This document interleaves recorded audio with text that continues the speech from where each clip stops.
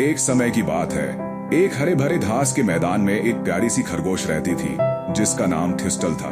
उसकी सफेद और मुलायम फर जैसे बर्फ के समान थी और उसके लंबे कान हमेशा किसी नई चीज की खोज में रहते थे।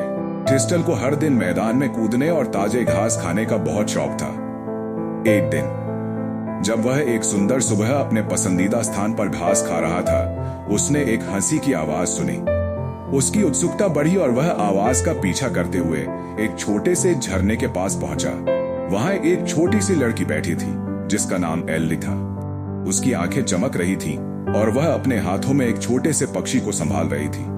नमस्ते, एल्ली ने मुस्कुराते हुए कहा। मैं एल्ली हूँ, तुम कौन हो?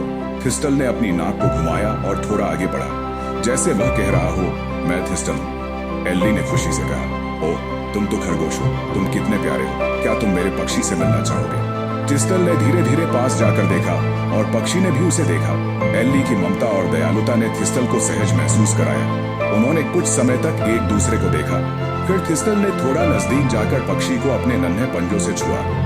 एल्ली और थिस्टल की दोस्ती की शुरुआत हो चुकी थी। अब रोज एल्ली थिस्टल से मिलने आती और दोनों साथ में मैदान में खेलते।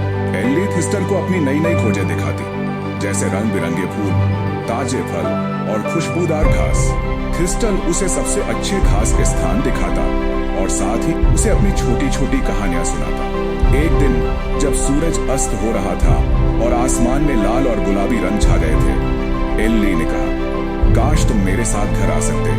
थिस्टल, मेरा घर जंगल में है, पर मुझे पता है कि तुम यहाँ मैदान में ही खुश हो। थिस्टल ने सोचा और फिर खुशी से कूदते हुए उसकी बात का जवाब दिया। वह जानता था कि एल्ली का घर अच्छा होगा, लेकिन उसे अपनी स्वतंत्रता और मैदान की खुशबू भी बहुत प्यारी थी। एल्ली और थिस्टल की दोस्ती दिन ब दिन गहरी होती रही। वे साथ में घास खाते, फूलों के हार बनाते और हर पल में खुश रहते।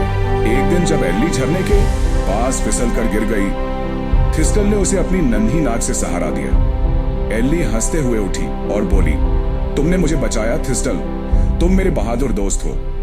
इस तरह थिस्टल और एल्ली की दोस्ती सच्ची और अनमोल रही।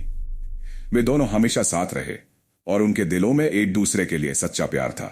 यह साबित हुआ कि सच्ची दोस्ती का कोई रूप नहीं होता, वह सिर्फ दिल से महसूस की जाती है।